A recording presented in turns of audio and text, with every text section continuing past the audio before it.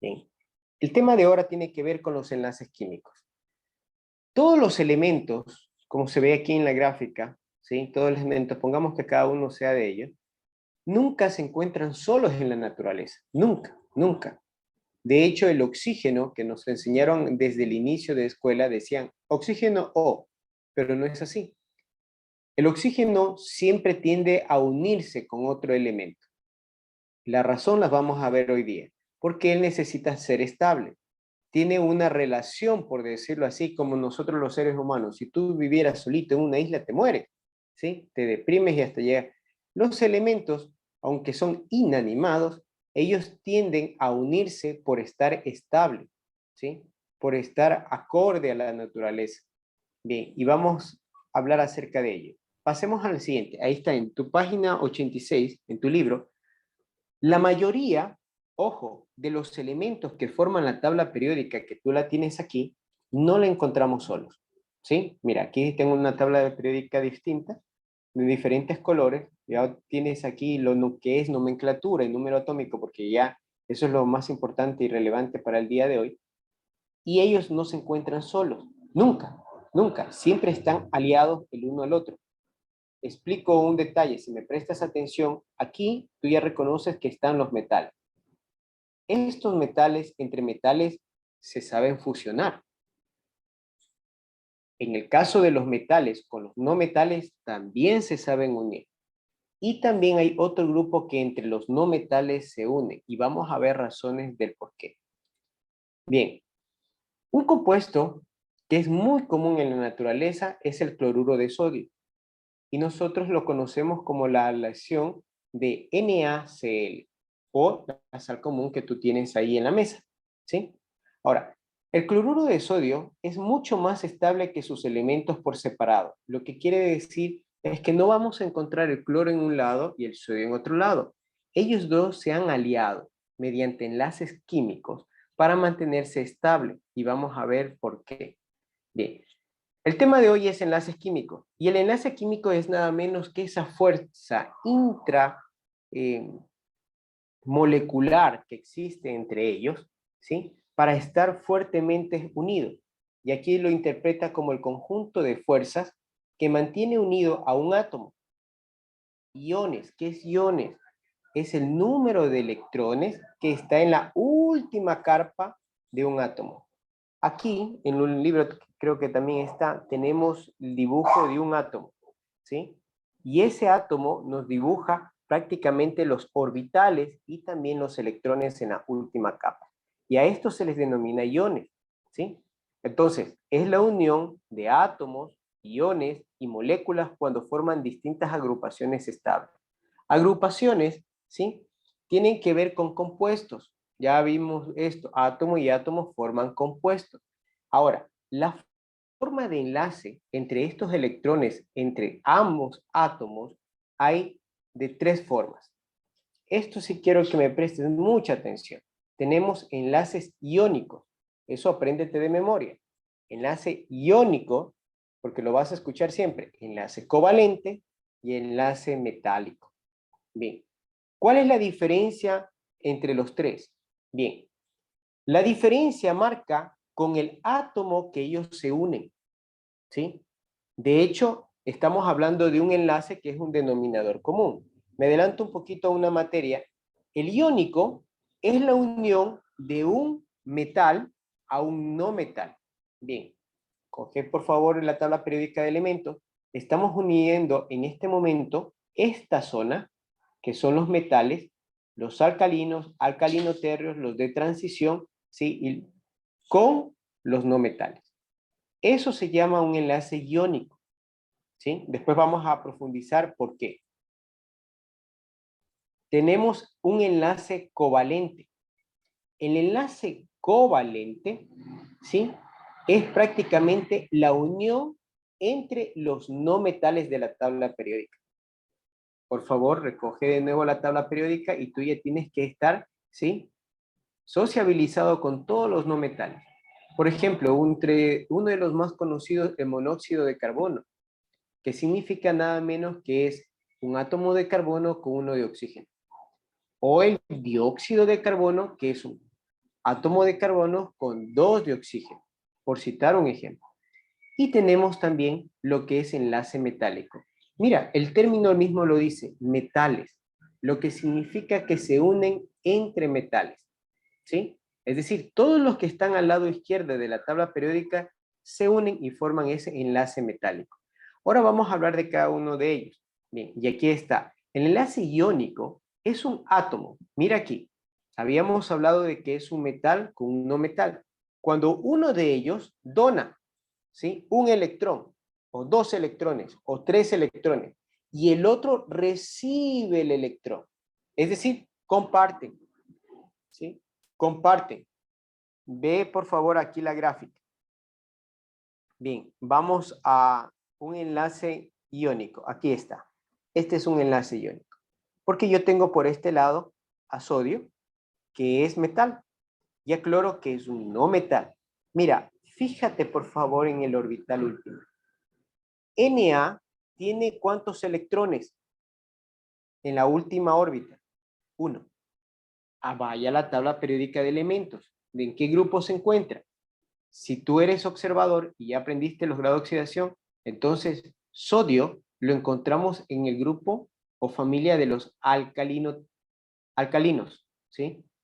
Y cuando está en la familia 1, significa que todo este grupo tiene en la última capa un electrón. ¿Concuerda o no concuerda con la gráfica? Claro que concuerda. Ahora, en estos enlaces iónicos, por lo general, el átomo tiene un solo electrón y dice, para mí es más fácil entregar un electrón. Para mí es más fácil porque tengo uno solamente que entregar. Pero hay otro grupo que en el caso de los no metales, mira aquí en la tabla periódica de elementos, que ellos tienen más electrones en la última capa. Por ejemplo, hablemos de los halógenos, flúor, cloro, bromo, yodo, astato, ¿sí? Ellos tienen en la última capa 7. Entonces, ¿qué es lo que ocurre? Como yo tengo más electrones en la última capa, lo que hago es absorber un electrón de otro átomo. Y es allí donde nosotros tenemos este enlace iónico, ¿sí? Es decir, el uno dona, el otro recibe. Ahora quiero que me preste atención aquí, importante es esto. Nosotros tenemos aquí a este sodio que el momento de que yo le pase este electrón acá, ¿qué pasa? Desaparece esta órbita, porque ya no tiene razón de estar ahí. ¿Sí? Escúchame bien, desaparece. Y este llega a ser parte del cuerpo de cloro. Y forma lo que vamos a ver hoy día también, que es la regla del octeto. El átomo, o cualquiera que éste sea, necesita tener en su última capa 8 electrones para mantenerse estable en la naturaleza. Por esa razón, nosotros encontramos en la naturaleza este binomio, el cloruro de sodio, porque entre los dos constantemente están entregando electrones, el uno dona y el otro recibe. Y lo encuentras tú en el mar, ¿sí? Es uno de los compuestos más abundantes dentro de la naturaleza. Un ejemplo de enlace covalente. ¿Qué hemos dicho? Los enlaces covalentes son la unión de los no metales. Vaya por favor a la tabla periódica de elementos. Ahí usted tiene flúor. Flúor. Bien, ¿en qué grupo o familia encuentro? Ainhoa, flúor. ¿En qué grupo o familia encuentro el flúor?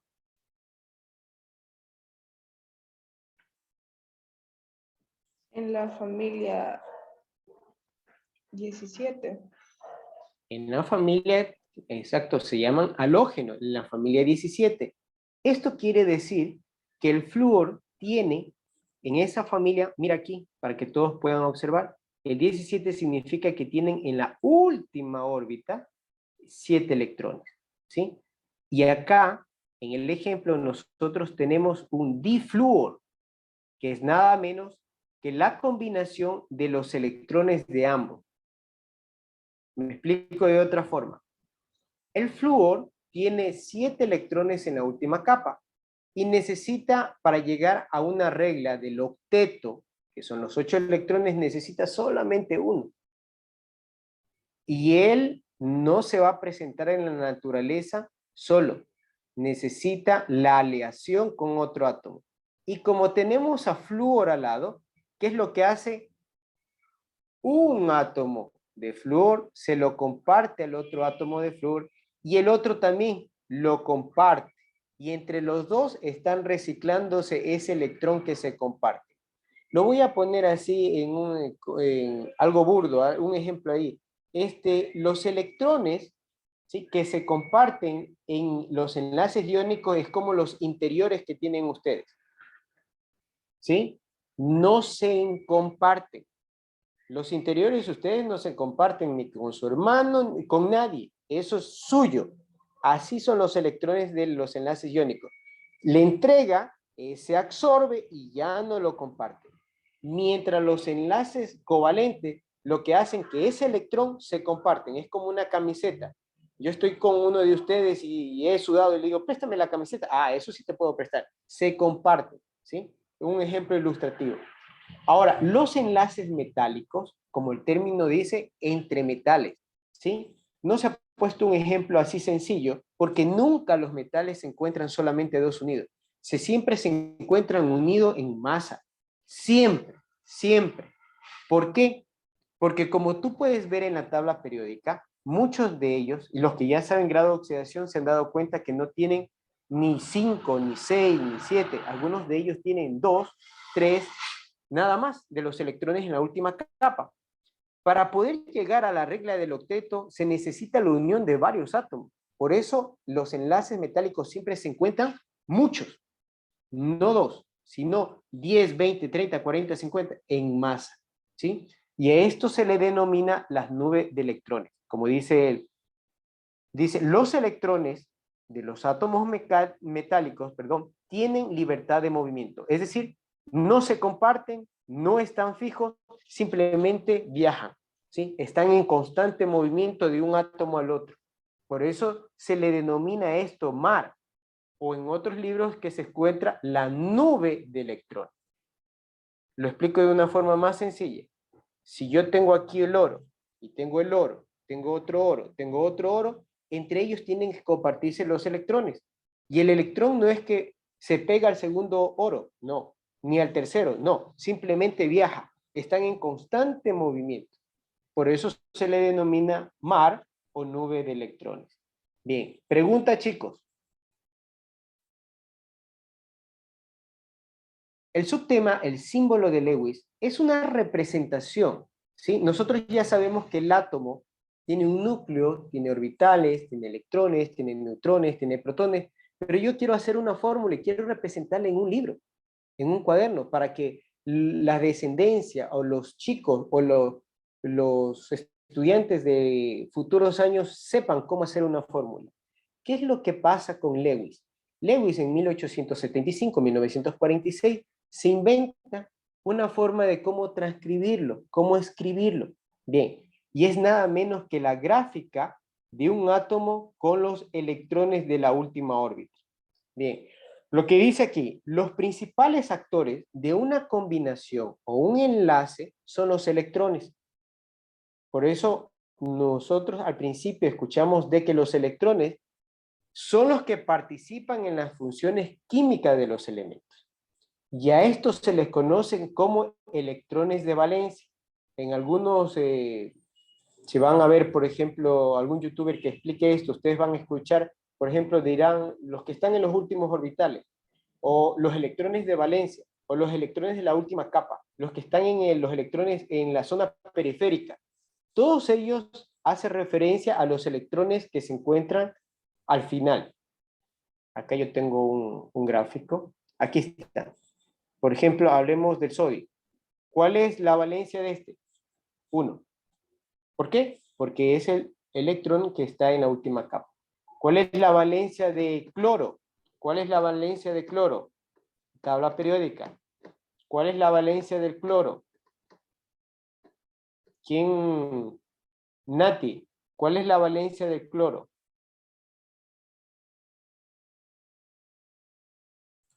Más 7.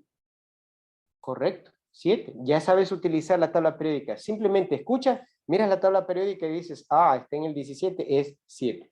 Así sencillo. Van a tener que aprender a utilizar la tabla periódica con eficiencia. Bien, continuamos. Aquí tenemos un ejemplo, ¿sí? Aquí el libro les proyecta en la página 87 algunos ejemplos, pero yo voy a hablar de esta tabla, ¿sí? Bien, aquí tenemos un ejemplo, el azufre. Busque, por favor, el azufre en la tabla periódica para que usted vaya familiarizándose con los elementos. Ivana, el azufre, ¿en qué grupo y familia lo encontramos?